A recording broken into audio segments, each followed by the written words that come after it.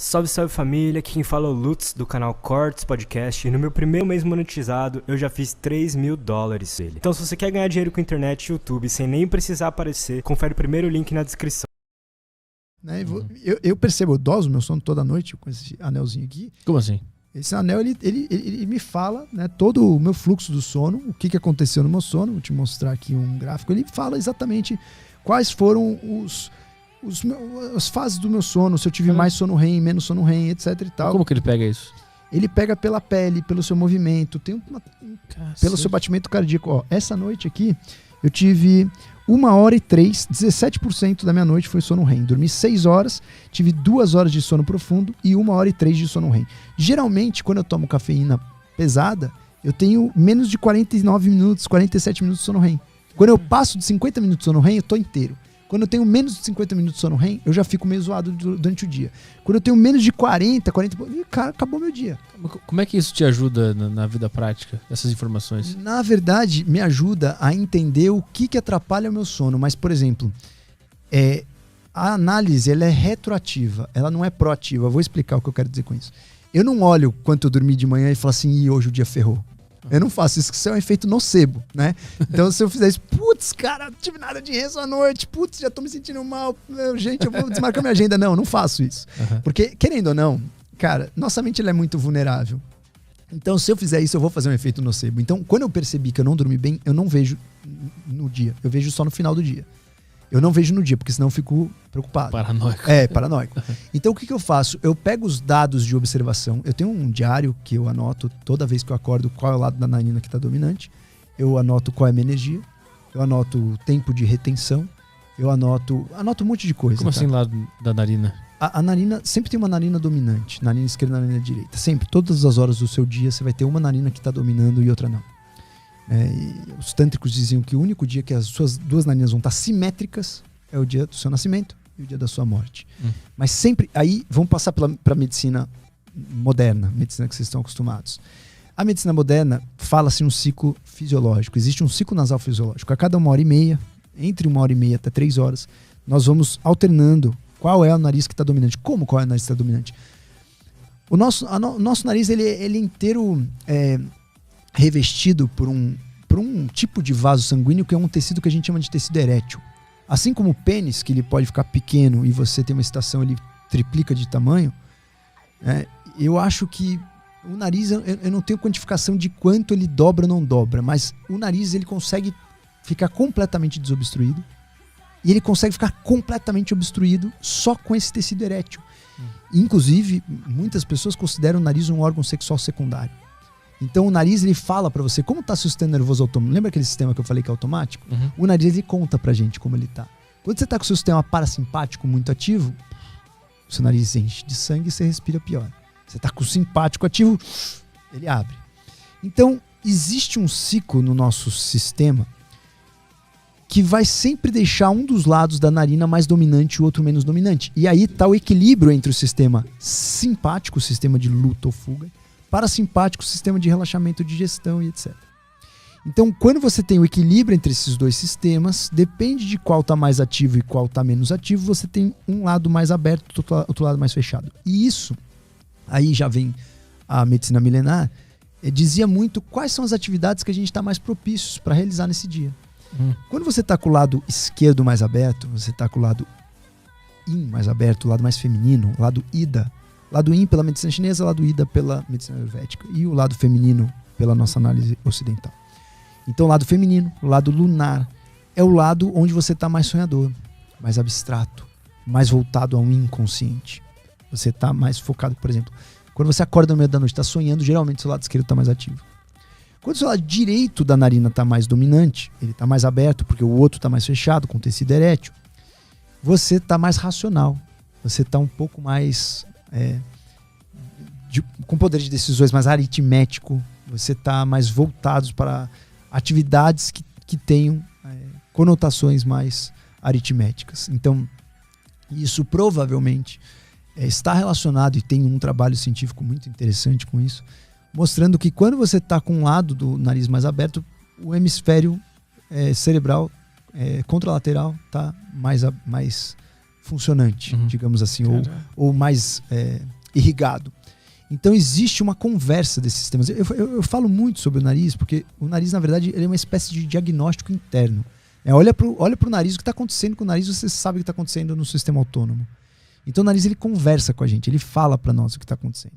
Então, pelo nariz, por exemplo, você pode identificar com os ferormônios, identificar, por exemplo, quem seria uma pessoa que você vai buscar atração. Né? Tem um estudo com mulheres e camisetas de homens específicos. E muito curioso que as mulheres gostaram dos cheiros de homens que tinham... nosso sistema imune, ele tem uma identidade, né? Chama-se complexo de imunocompatibilidade, de histocompatibilidade. Complexo de histocompatibilidade. Estava tentando traduzir aqui do inglês. Uhum. Complexo de histocompatibilidade. Isso é como se fosse uma digital do nosso sistema imune. E quando você gosta de um cheiro de uma pessoa, em trabalho científico, pegaram camisetas de homens X aleatórios e fizeram esse trabalho para entender as mulheres que gostavam. A mulher, geralmente, ela tem uma sensibilidade olfativa melhor do que o homem, tá? Em geral. E aí, nesse estudo, as mulheres gostavam dos cheiros de camisetas de homens que tinham essa identidade do sistema imune completamente diferente do delas. E aí foi levantada a hipótese de que essas mulheres decidiam através dos cheiros, dos ferormônios, e conseguiam captar esses cheiros de homens com uma diversidade genética, porque isso é muito benéfico em termos evolutivos. Uhum. Então, também tem muitos estudos desses com cheiro de camisetas. Por exemplo, as mulheres que estavam bem com os maridos, elas gostavam mais do cheiro da camiseta do marido do que as mulheres que não estavam, independente do estudo cego. Elas não sabiam qual era o cheiro da camiseta do marido ou não. Então, o que eu quero dizer com isso? O nariz, ele comunica muito esse sistema autônomo pra gente. Ele fala o que está acontecendo. Então existe uma ampla rede aí de uma consciência através do nariz. Inclusive os tântricos consideram um nariz um órgão muito importante para a relação sexual, onde seria interessante você estar com as narinas opostas abertas. Então quando a mulher está com a narina direita, o homem está com a esquerda e vice-versa. Porque aí você tem a união ali do... Mas isso não é manipulável, né? É manipulável total. Eu consigo abrir mais uma ou outra? Cara, tem várias formas de fazer isso. Tem várias formas. Primeiro, toda vez que eu estou numa prática de respiração, eu sou obrigado a tentar fazer o fluxo ficar bom nas duas. Preciso respirar. E uma das práticas que eu faço, chama Nadshodhana, você respira com as narinas alternadas e você vai alternando as narinas. Essa já é uma prática. Não funcionou? Tem outras práticas. Você pode lavar o seu nariz com soro fisiológico, que é uma prática que você chama-se Jalanet. Você pega um potinho com soro fisiológico e lava o teu nariz. Outra prática que você pode fazer são as contrações abdominais sem ar, retenção sem ar, que chama-se Uddiyana Bandha. Você faz a contração abdominal sem ar, faz uma retenção grande. A hora que você vai inspirar de novo, a narina abre. Outra prática que você pode fazer para inverter o fluxo. Existe um reflexo do nosso nariz com a nossa axila. Quando você apoia alguma coisa na axila, contralateral, abre o outro lado. Então, por exemplo, eu vou deitar na cama desse lado, deito na cama do lado direito, vai abrir minha narina esquerda. Isso provavelmente, esse reflexo veio justamente pra gente dormir e abrir a narina de cima. Então existem várias formas de fazer isso. Os yogis antigos, eles descobriram isso, eles usavam um apoiozinho do sovaco mesmo, para o cara realmente abrir o outro lado. Tem práticas, aí já são realmente essas práticas já mais milenares mesmo, mais roots, que você respira sempre, durante o período inteiro, só com uma narina. Então tem práticas que você fica com algodão na narina por dias em uma narina, só para respirar com a outra. Por exemplo, se você está numa prática onde você quer sonhar, quer se conectar com a energia lunar, você está com uma lua cheia que você quer ter muitos sonhos e abrir o seu inconsciente, você respira só com a narina esquerda. Então você deixa a narina direita obstruída e para suas práticas você vai usar esse apoiozinho no sovaco para que você abra o seu lado esquerdo. Cara, e aí tu anota de manhã e a partir daí tu toma decisões? Não, eu anoto todo dia de manhã para entender como eu tô. Hoje eu já conheço, cara, meu corpo. De tanto que eu anotar, eu faço isso há muitos anos. Então eu já conheço o meu corpo. Então, o que acontece? Hoje eu sei que quando eu acordei com a narina direita ativa, geralmente o meu padrão é a esquerda. Né? Uhum. Meu padrão energético é um pouco mais feminino. Isso não tem a ver com escolha sexual, né? Tem a ver realmente com o tipo de mente que você tá. E a minha narina direita, quando eu tô com a narina direita ativa, cara, pra mim é nítido, assim. A minha sensação física é notória, assim, é totalmente diferente. Fico muito mais ativo, pilhado. Cara, tipo assim, vou imaginar que eu acordei, eu vou fazer alguma prática do meu dia. Se eu tô com a minha narina esquerda ativa, eu posso sentar, refletir, fazer um Qigong, mantra. Se eu tô com a minha narina direita ativa, cara, eu quero fazer uma musculação. Uhum. É diferente, tipo, a sensação é diferente, sabe? Cara, que loucura, não fazia a menor ideia disso. Menor ideia. É um mundo muito louco, é um mundo muito, né? É o mundo dos detalhes, cara. É o mundo dos detalhes. E isso a gente tá fazendo costura aqui com a medicina moderna. Não tô falando de esoterismo aqui, não. Uhum. Caralho. Como é que tu faz pra controlar a voz da ansiedade que quer sair dali, quer fazer outra coisa, quer pensar em outras coisas? Você já teve ansiedade e notou tua frequência respiratória? Raramente o teu corpo... Nosso corpo ele é muito sábio. Existem 2 grandes sistemas que controlam o nosso corpo no ponto de vista da chave de controle neurológico mesmo. O sistema voluntário, que a gente controla, que aí você mexe o bíceps, mexe o tríceps, levanta a perna. E o sistema involuntário, que a gente não controla. Desse sistema involuntário, existe uma chave que chama-se sistema nervoso autônomo, que é um sistema nervoso que controla muita coisa que você não faz ideia. Por exemplo, o tônus da tua pele. Quanto de sangue tem na tua pele? Quanto sangue tem no seu intestino agora? Como está a dilatação da sua pupila? Como está a tua produção de saliva? Como está teu batimento cardíaco? Como está a tua frequência respiratória? Tudo isso controlado por um sistema que você não está pensando. Você nem tem como controlar. Quase tive um piripaque agora, porque tu foi listando todas e ele entrou e deu uma bugada nesse sistema aqui. Esse sistema, ele é vulnerável, né? Mas, em geral, você não controla. Ele te controla. Uhum. Então, existe uma coisa só que ela é controlada pelos 2 sistemas. Tanto o voluntário quanto esse sistema nervoso autônomo. Só existe uma chave para você entrar nesse bunker, que é um bunker fechado do sistema nervoso autônomo. É um bunker que ninguém entra. É um bunker de um sistema que ele foi feito para luta ou fuga, para digestão, para relaxamento. Ele foi feito para situações padrões do dia a dia que ele vai lendo o teu corpo e vai funcionando. Então, se você sair daqui, sair andando rápido e descer a escada, você vai ter um aumento na sua frequência cardíaca e na tua frequência respiratória. Você não pensou para fazer isso. Uhum. O sistema ele funciona, ele vai ler tua dosagem de gás carbônico, principalmente no gás carbônico, não é tanto oxigênio quanto a gente pensa. Ele vai ler o gás carbônico, existem centros aí de quimioceptores, vão ler, putz, o gás carbônico aumentou, cara, vamos aumentar a frequência cardíaca desse cara, vamos aumentar a frequência respiratória, isso tudo é automático. Uhum. E só existe uma maneira, uma chave que você pode entrar nesse sistema e falar assim, eu quero que esse sistema vá para esse lado ou para aquele. E essa chave chama-se respiração. Se eu falar para você agora, prende o ar por 10 segundos, você vai prender. Se eu falar agora, respire em 5 segundos, você vai expirar em 5 segundos. Então você consegue controlar a tua respiração pelo sistema voluntário, mas ela é controlada também pelo autônomo. Uhum. Só que olha que loucura. Quando você controla a tua respiração pelo sistema voluntário, automaticamente todo o seu sistema nervoso autônomo, ele vai manter um ritmo baseado na tua respiração. Não tem como, por exemplo, tua respiração tá 2, 3 respirações por minuto e tua frequência cardíaca tá 160. Não tem como. Uhum. Então você sempre segue aí um trilho do trem, uma proporcionalidade, um ritmo. Então aí você me perguntou, cara, mas teria como, né? Eu né, não sentir essa ansiedade? Tem. Se você respirar, você não vai sentir. Se você respirar e acalmar a tua respiração e saber manipular o seu sistema nervoso autônomo através da sua respiração, ela vai entrar nesse bunker, abrir a portinha desse sistema fechado e falar, cara, agora é hora de acalmar, galera. Tu assume o controle agora do é hora sistema. de acalmar. E a ansiedade, na verdade, ela é, né, um efeito colateral da gente ter ganhado a nossa timeline, né, na evolução. Quando a gente ganha uma área muito feliz no nosso sistema nervoso, que chama-se córtex pré-frontal, é uma área onde a gente consegue planejar, onde a gente consegue caminhar na timeline e falar assim, cara, eu vou aprender com o meu passado e vou planejar o meu futuro. Putz, eu já vi que teve pandemia no passado, a galera que teve carnaval e réveillon aumentou a pandemia, então eu vou tentar ir para um lugar que não seja tão cheio. Enfim, você pode planejar teu futuro do jeito que você quiser. Você vai caminhar no tempo, você vai ver o que aconteceu ontem e se planejar o que vai acontecer amanhã. A partir do momento que a gente ganhou isso da evolução, a gente ganhou uma capacidade de, né, caminhar na nossa timeline e principalmente caminhar para frente. Quando você caminha para frente na timeline, você vai desenhar, como a gente falou na questão política, desenhar vários tipos de futuros. Só que, ao mesmo tempo, nós temos um sistema um pouco mais primitivo, que é um sistema automático de alarme. Aí é o sistema todo do estresse, né? Um sistema que é automático.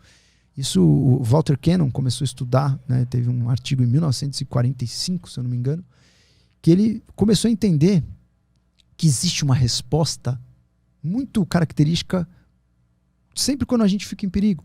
E ele começou a entender o papel, por exemplo, da norepinefrina nisso. Aí depois vem o cara que chama-se Hans. O Hans, ele estudava ratos. E o Hans era um endocrinologista que ele começou a estudar ratos com progesterona. Ele injetava progesterona nos ratinhos e os ratinhos ficavam soltos no laboratório dele. Todo dia ele ia lá e injetava progesterona. E todo dia ele tinha que pegar os ratos. Ele começou a injetar progesterona. No final do experimento dele, ele abriu os ratos para ver o que acontecia com a injeção de progesterona. E viu que esses ratos tinham a glândula adrenal aumentada. Viu que esses ratos tinham no estômago deles uma úlcera péptica. E ele achou que era pela progesterona. Ele falou, cara, vamos entender se é pela progesterona ou não. Fez o mesmo experimento, só que dessa vez metade dos ratos ele injetou soro. Ele injetou soro e fez o mesmo experimento.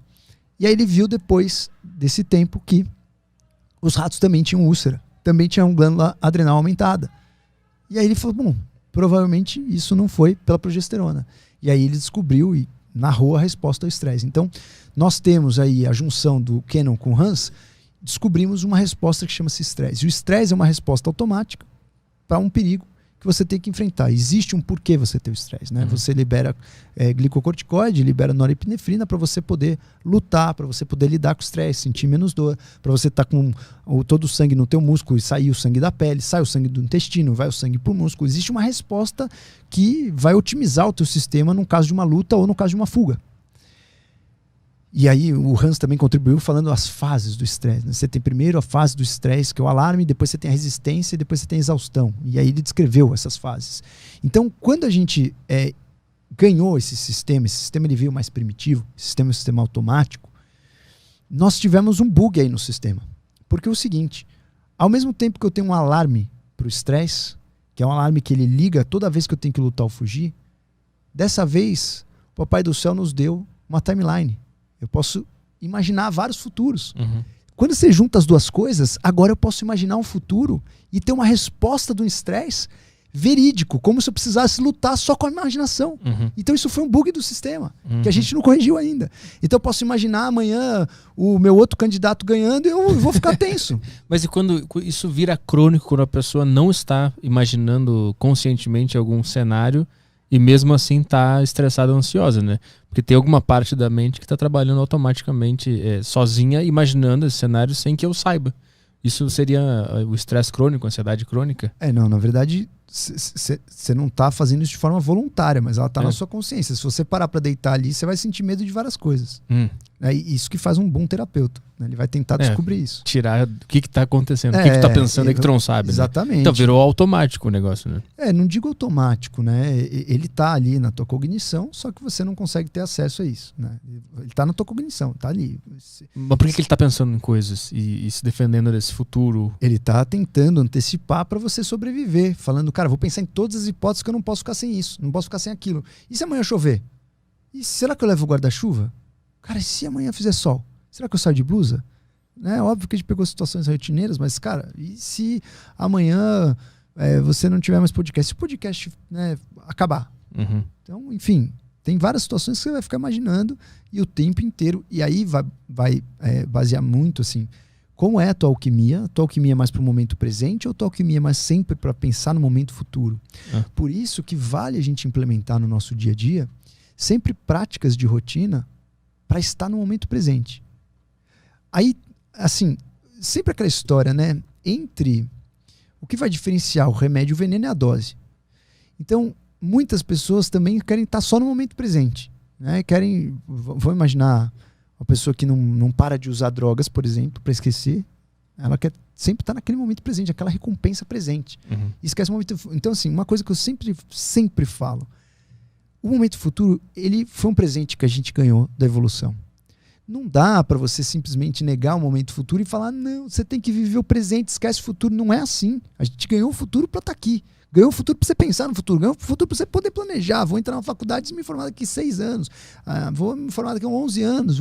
Cara, a gente ganhou esse presente de poder planejar e olhar para o futuro. Para poder fazer as melhores escolhas no presente para ter o melhor futuro. Então não adianta negar isso. Se for um presente evolutivo dos seres humanos, negar isso seria uma burrice, seria um retrocesso. Mas, por outro lado, muitas pessoas só ficam pensando no dia de amanhã e nunca estão satisfeitos com o momento presente. Então existe a necessidade de um sweet spot, de um equilíbrio entre essas duas situações. Então, tanto o momento presente é bom, quanto o momento futuro, por horas, você vai ter que pensar nele para realmente você planejar o teu presente de uma forma melhor. Mas você também só ficar no futuro, ansiedade. E muitas vezes a gente fica no futuro e no passado, né? Reclamando do passado e ainda tenso com o futuro. E esquece o presente. Então, para essas pessoas, práticas que nos remetem ao momento presente são interessantíssimas. Né? Como, por exemplo, você fazer uma prática dessas que te coloquem num processo, por exemplo, técnico, né? A meditação, para a pessoa que está sempre no momento futuro, eu não oriento, não acho que é uma técnica adequada para a pessoa que está sempre no momento futuro com ansiedade. Vai sentar, vai fechar os olhos, vai pensar nas contas que vai pagar, vai pensar na responsabilidade que tem, vai pensar nos problemas. Não tem mágica, cara. Tem que fazer um processo com essa pessoa. Como a gente difundiu tanto, né? A meditação faz bem, a meditação faz bem. Não, a meditação, ela pode fazer mal. Você pega uma pessoa ansiosa e põe ela para meditar 20 minutos, pode ser pior, cara. A pessoa pode ficar pensando muito pior. Pode ter um pânico. Né? Pode ter um pânico, óbvio, cara. Então você precisa ter técnicas para levar ela na meditação como uma consequência e não falar, vamos meditar agora. Nunca meditou, tá com a cabeça louca, pensando em mil coisas, tá desesperado, vamos sentar o olho, fechar, põe o dedinho, o dedão. Pô, não funciona assim, cara. O lance é, a respiração esse processo. Não, a respiração é uma, né? Uma âncora. A gente pode ter várias. Eu faço muita meditação, por exemplo, com mantras. Só que você precisa ter uma certa sensibilidade por mantra. Sim. O mantra, na verdade, ele vai ser mais uma técnica para afiar a mente. É justamente essa tradução em sânscrito. Mantra, manas é mente, tra é instrumento para afiar a mente. Então, mantra é um instrumento para afiar a mente. O que o mantra faz de diferente? Primeiro, eu sou um cara muito musical. Sou músico, antes é médico. Então, eu sou um cara muito musical. Para mim, o mantra é muito potente. Segundo, o mantra ele faz um processo vibracional que eu consigo alinhar meu sistema energético através da vibração do mantra. Terceiro, o mantra me coloca numa posição mental, né? Eu consigo ter uma concentração mental muito mais rápida, no sentido, assim, a respiração também me faz isso, mas um mantra me faz ter uma conexão com essas vibrações, onde eu concentro muito em cada detalhe da vibração, e isso já me coloca num processo pré-meditativo. Então, antigamente eu curtia mantras mais melódicos, hoje eu curto mantras mais, tipo assim, métrica védica, né? Que seria, né, essa métrica que eu falei, né? Pega qualquer mantra, você pode pegar Om Rim Swaha, Om Rim Ram Swaha, Om Rim... Só que aí você faz uma métrica que você fica repetindo. Mas o mantra, o que está sendo falado ali, importa ou o que importa é o ritmo, a melodia? Depende, os dois. Se for um mantra devocional, né, tem mantras devocionais, tem mantras que são hindus, mantras que são para deuses, né? Então você vai Om Namah Shivaya, é um mantra devocional. O que está dizendo ali, você está saudando um deus Shiva. Se você tem uma religião, se você tem uma crença ali por trás disso, é o importante o significado. Mas o mantra, em geral, tem vários fatores de como ele consegue entrar na sua mente. Ele tem o fator devocional, o fator do significado do mantra. E ele tem o fator prânico do mantra, que é você ter uma pronúncia do mantra, onde você, na pronúncia, faz um fator prânico, que é esse fator vibracional, que é esse fator energético, que ele sim vai ter um fundamento no seu corpo. E para finalizar, você tem o mantra como uma âncora também, tomando a atenção da sua mente para você entrar num processo de transcendência. Então, tipo assim, não adianta você pensar, falar assim, então você vai meditar repetindo a palavra maçã, maçã, maçã, maçã, maçã. Pois é. Entendeu? Tipo assim, dá para fazer? Dá. Mas o ideal é que seja alguma coisa que não tenha uma conotação mundana. Tipo, o ideal é que não tenha uma conotação mundana, que aquilo não te remeta a nada. Esse seria o ideal, porque aí você repete, você vai focar na vibração daquilo. Alguns mantras devocionais, você vai focar na vibração, e tem mantras devocionais maravilhosos. Eu não tenho uma religião específica, mas eu ouço mantras devocionais que tem mantras devocionais maravilhosos, assim, muito vibracionais. Tem mantras que eles duram 1 hora sem repetir uma estrofe, cara. E lindos, assim, lindos de arrepiar. Você fala, cara, da onde o cara tirou isso, cara? E tem os cantos truvianos, que ainda são os cantos que as vibrações que a gente faz, né, com a voz.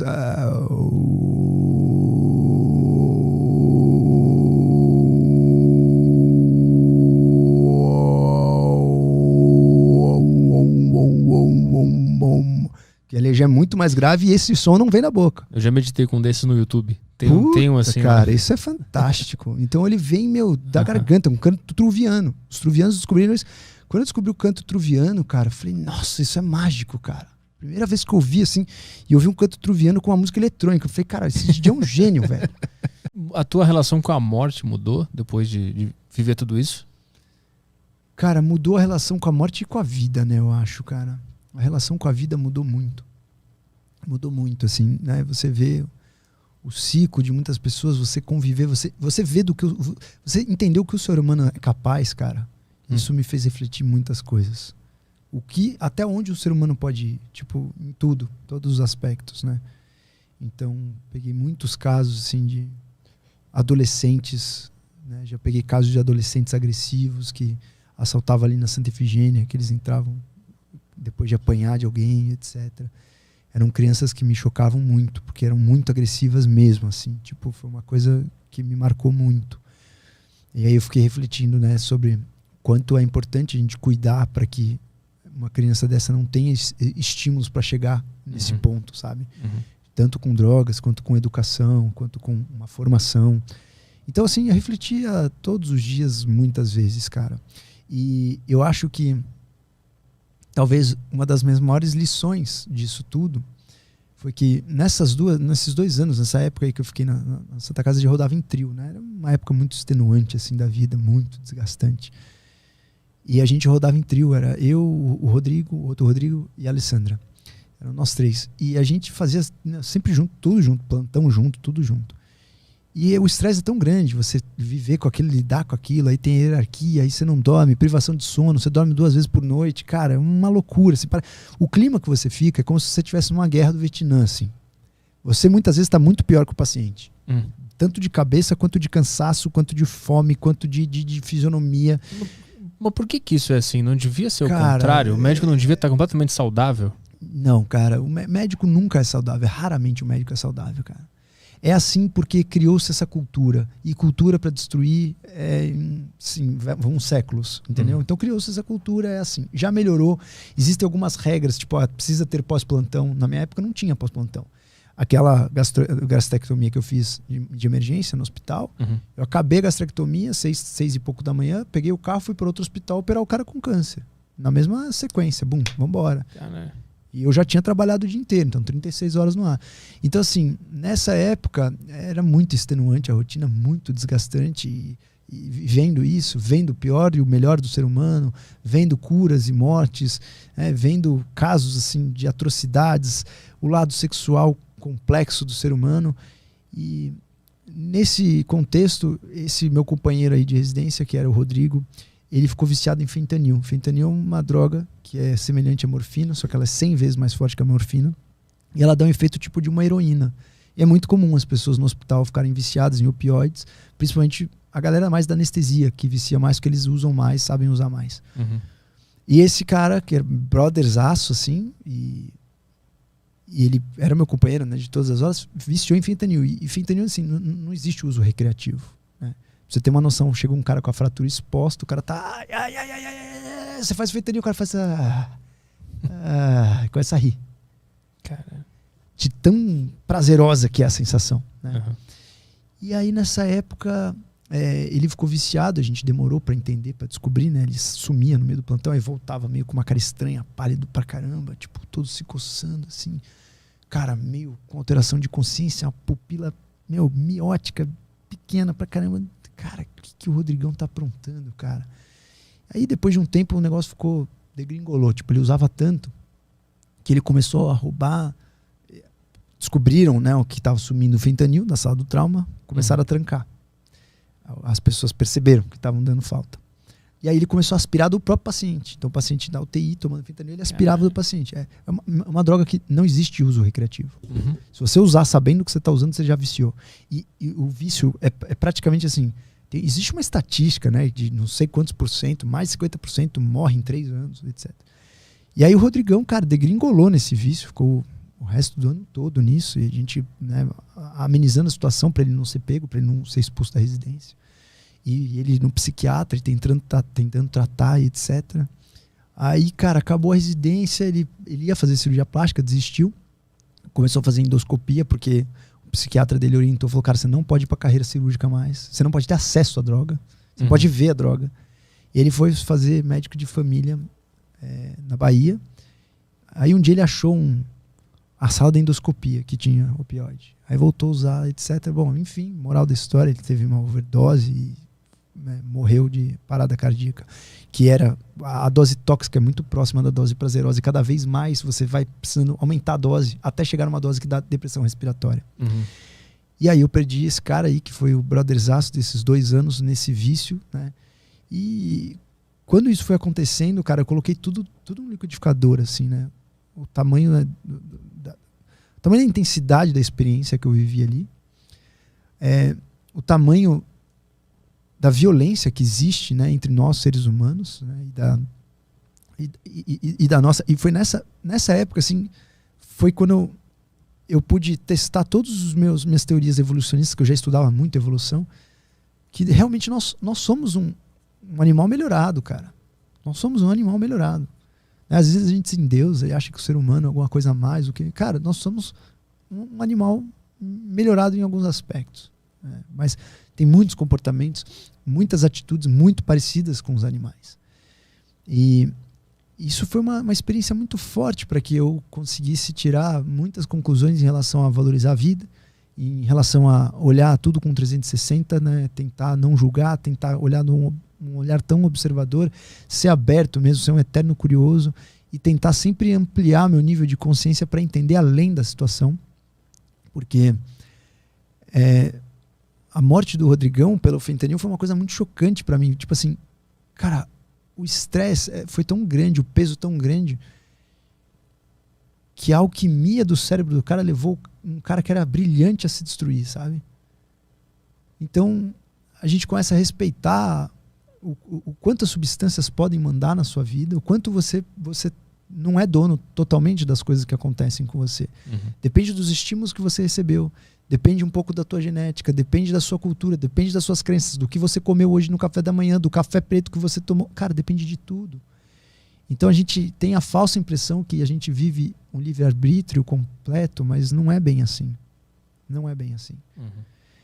Enfim, foi uma fase de muita reflexão, muito aprendizado, cara. Inacreditável, assim, a quantidade de informações que vieram nessa fase.